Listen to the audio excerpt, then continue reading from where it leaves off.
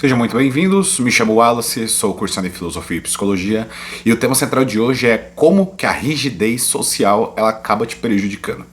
Costumamente fazemos parte de diversos grupos sociais, onde inserimos-nos e aí acabamos aprendendo com algumas pessoas, nos relacionando com essas pessoas.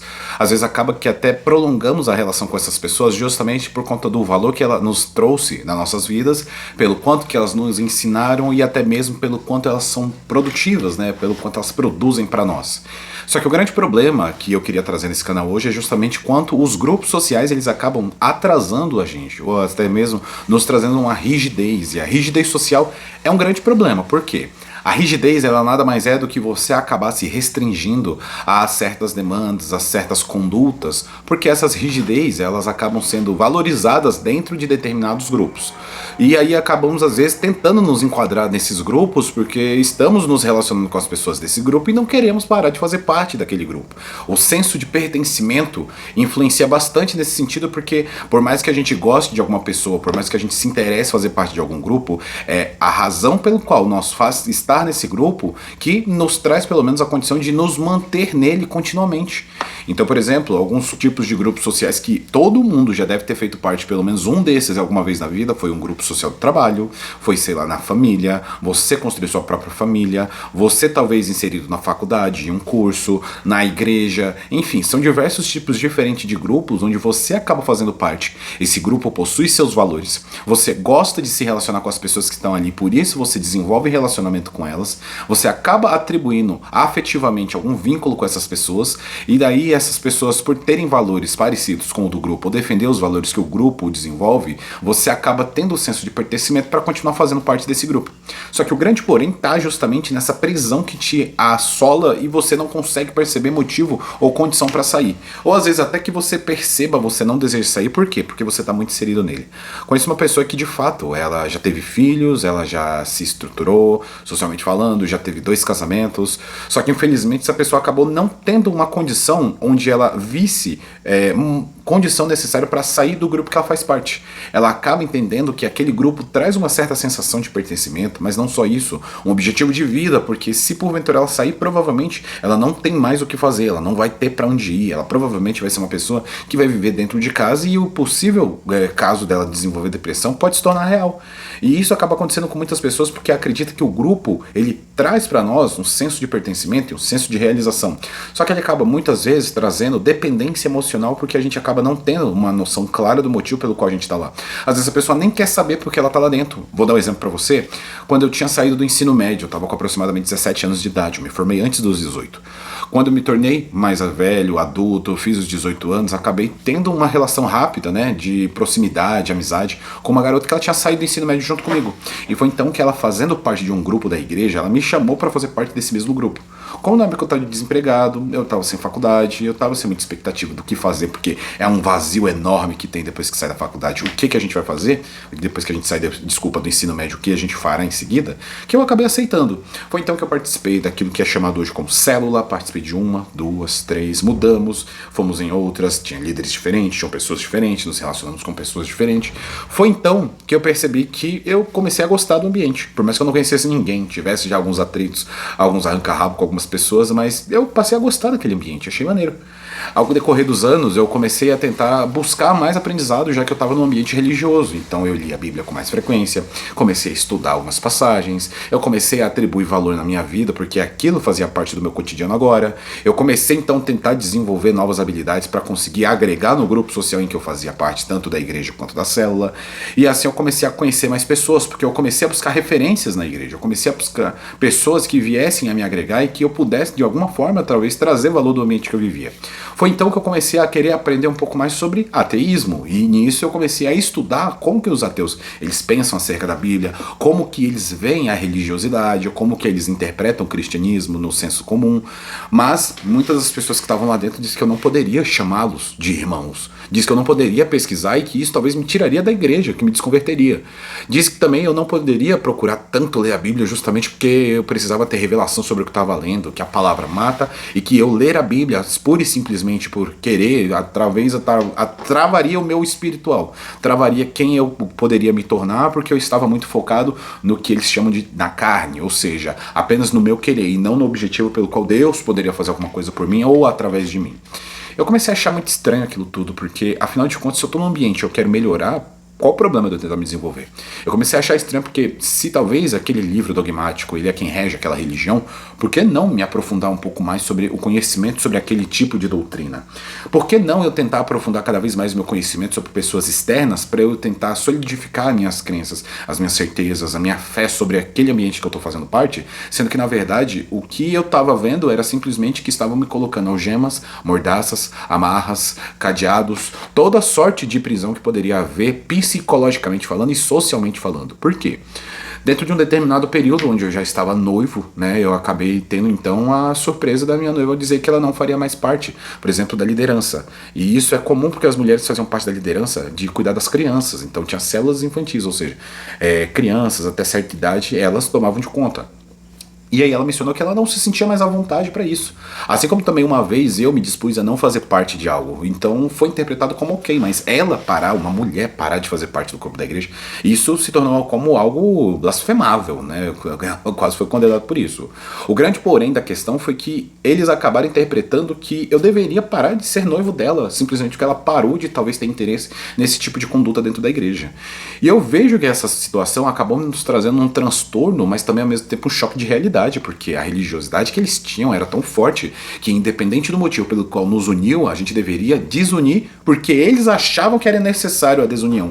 Ou seja, não importa o que vocês têm de valor um com o outro, não importa o que agregam um com o outro. Essa rigidez social que eles trouxeram acabou nos implicando mais uma certeza de que a gente definitivamente poderia sair da igreja em paz do que talvez a gente continuar lá dentro sendo atacado. E isso acaba sendo uma verdade que eu, conhecendo muitas pessoas que saíram da mesma igreja de outras, se tornou padrão. Ou seja, as pessoas que estão lá dentro, elas não percebem o que elas fazem, porque para elas é naturalizado. Afinal de contas, elas são sim, digamos assim, reconhecidas pelos seus líderes, elas são reforçadas pelas outras pessoas, elas são aplaudidas por quem faz parte do meio. É a mesma coisa de, por exemplo, se um chefe de cozinha, ele coloca sal numa comida e as pessoas elogiam, as demais pessoas vão começar a colocar sal nas comidas também, porque elas querem também ser elogiadas, elas querem fazer parte, elas querem entender que, de fato, se aquilo foi benéfico e congratulado por alguém, então para elas também deve ser de mesma forma, só que essa rigidez acabou me trazendo uma perspectiva de que eu estava sendo muito preso sobre as situações que eu precisava viver e desenvolver.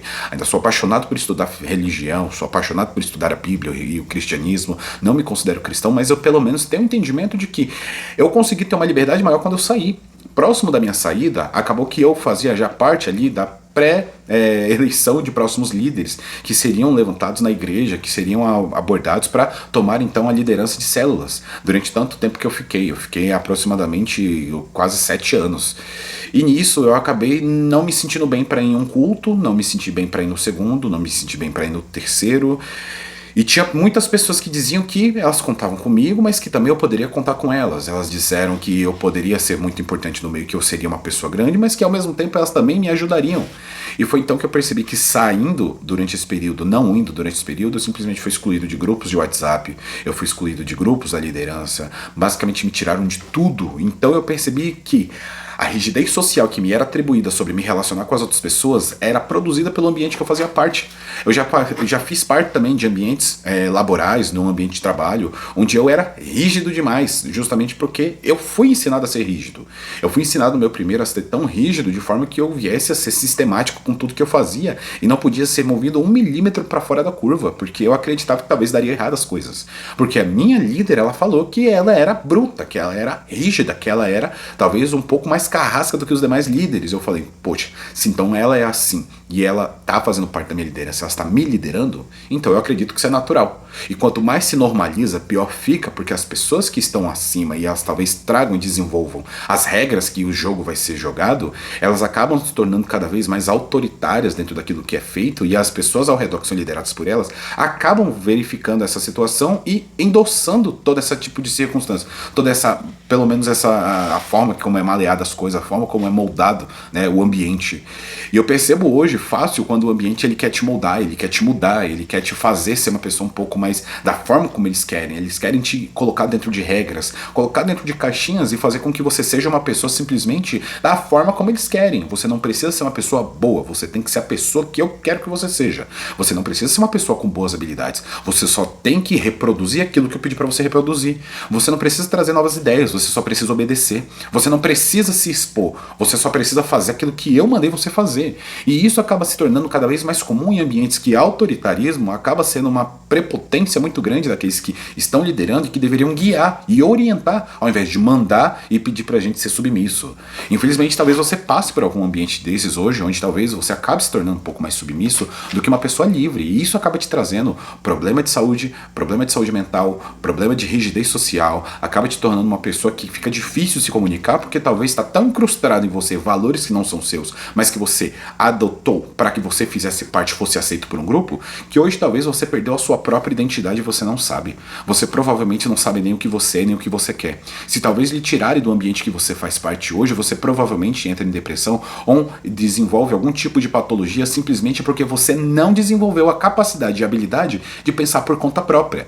Isso é o problema que a rigidez social traz. Isso é o problema que o ambiente tóxico te traz. Isso é o problema que você hoje talvez precise desenvolver e aprender a lidar, que talvez outras pessoas, piormente as pessoas dentro do ambiente que você está, não vão lhe trazer a informação, não vão lhe trazer a resposta, muito menos estender a mão para tentar te ajudar. Muitas das pessoas que eu fiz parte durante o período da igreja dizia que talvez algumas condições e condutas minhas era falta de Deus. Dizia que talvez algum tipo de doença que alguma pessoa desenvolvia era falta de Deus. Algumas pessoas que eu me relacionei não só no ambiente de trabalho, mas às vezes no ambiente familiar, antes de eu me casar, dizia que talvez eu também precisasse só de Deus.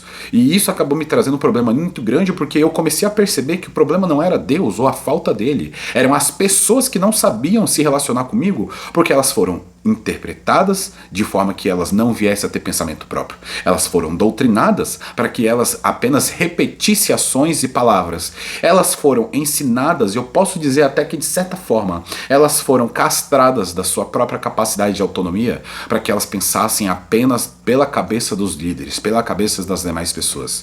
E eu não falo apenas do ambiente religioso, por mais que ele seja predominante hoje na vida de muitos, mas também no ambiente familiar. Eu vim de um ambiente familiar relativamente tóxico e aconteceu isso. Eu já participei de ambientes de trabalho onde eu acabei sendo deixado de lado porque eu pensei diferente. Eu acabei me tornando uma pessoa autônoma porque eu percebi que toda vez que eu tentava me expor, as pessoas queriam que eu me adequasse a elas ou que eu talvez saísse do ambiente. Então eu preferi ser autônomo justamente para conseguir pensar por conta própria. Infelizmente vem um peso muito grande da solidão. Às vezes de fato você se sente sozinho, às vezes de fato você sente que talvez esteja fazendo a coisa errada, sendo que na verdade isso é o estigma de onde você saiu. As pessoas elas colocam esse viés na sua cabeça para você se pesar a consciência e voltar. Fica tranquilo. Se você percebeu que você está nesse tipo de ambiente, se você percebeu que você está no tipo de situação como essa, se talvez isso esteja te fazendo mal e você percebeu que isso já é um ponto negativo, eu te dou 2 dicas e essas dicas de fato são dicas que podem te ajudar bastante. Primeira delas, tente sair desse ambiente, tente sair desse ambiente tóxico, tente sair desse ambiente que talvez te traga dor, peso, tente sair dessa situação para que ela não te prejudique, para que ela não te adoeça mais. E segundo ponto, procure um psicólogo, de fato. Pela primeira vez, talvez eu esteja orientando dentro desse canal você buscar uma terapia, você buscar alguém que possa te ajudar. A saúde mental às vezes é negligenciada justamente por conta do viés que as pessoas têm, por causa às vezes de fé, crença, que muitas das vezes elas não são alicerçadas em valores tão bons assim. E elas acreditam que de fato qualquer coisa seja muito melhor do que você buscar ajuda. Busque ajuda, procure um psicólogo. Eu vou deixar o link aqui na descrição, pelo menos desse vídeo, de uma plataforma que ela custa relativamente muito barato, tá bom? Na maioria das vezes você vai conseguir custos muito mais altos, mas aqui você vai conseguir ter um custo social acessível para muitos. Procure alguém, te ajude, se inscreve, assiste os vídeos. Te vejo na próxima.